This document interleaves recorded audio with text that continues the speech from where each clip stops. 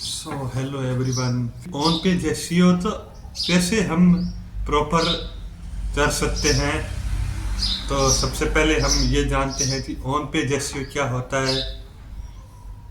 हम एक डेफिनेशन के थ्रू से समझेंगे कि ऑन पेज एसईओ की क्या डेफिनेशन होती है। तो चलिए हम इस वीडियो को स्टार्ट करते हैं। तो हम सबसे पहले समझते हैं ऑन पेज एसईओ की definition. On-page SEO refers to the practice of optimizing individual web pages to improve their search engine rankings and attract more organic traffic. It involves optimizing both the content and HTML source code of a page. इसका मतलब होता है कि SEO में आप एक practice करते हैं वेब पेज को बनाने की। उसमें जो आप ब्लॉग लिखते हैं या कोई भी कंटेंट डालते हैं तो उसको प्रॉपर कैसे मैनेज किया जाए ऑन पेज एसईओ के अकॉर्डिंग।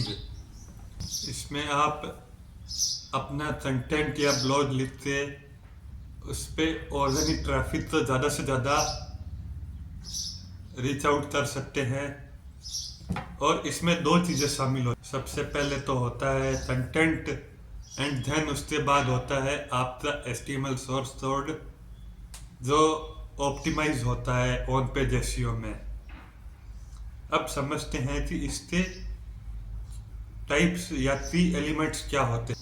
हाई वॉल्यूम कीवर्ड आप कैसे इंसर्ट कर सकते हैं एक कंटेंट या ब्लॉग में जिससे आपकी ऑर्गेनिक ट्रैफिक और ज़्यादा इंक्रीज हो, लोग आपकी प्रोफाइल पे विजिट करें उस कीवर्ड के थ्रू।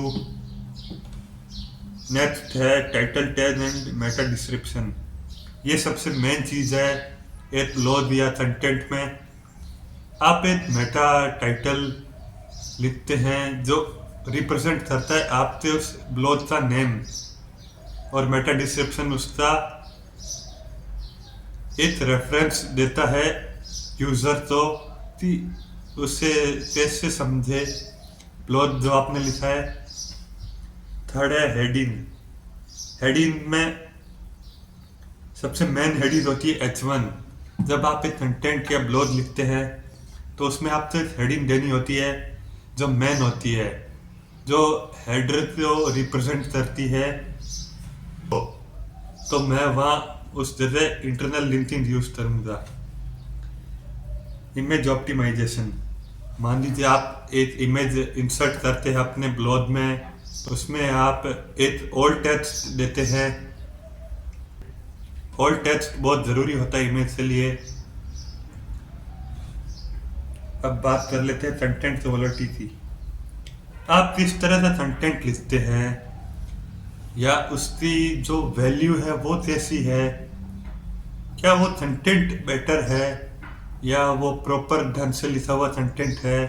एक कंटेंट आपके वेब पेज का बेस बनाता है जिसके थ्रू आप ज़्यादा से ज़्यादा ऑर्गेनिक ट्रैफिक ला सकते हैं अपने पेज पे, अपनी वेबसाइट पे।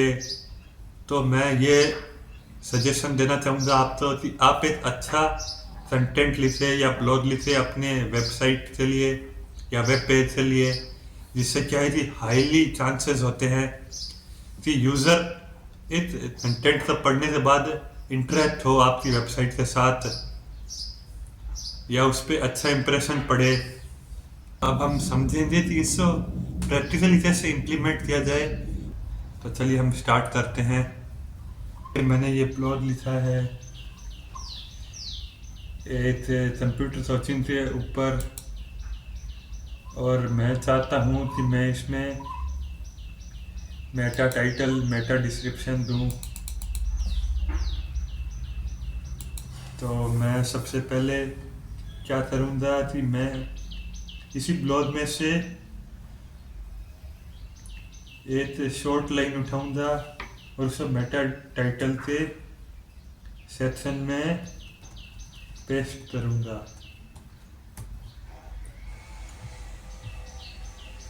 तो मेटा टाइटल, अब सेम चीज़ मैं मेटा डिस्क्रिप्शन में भी करूँगा।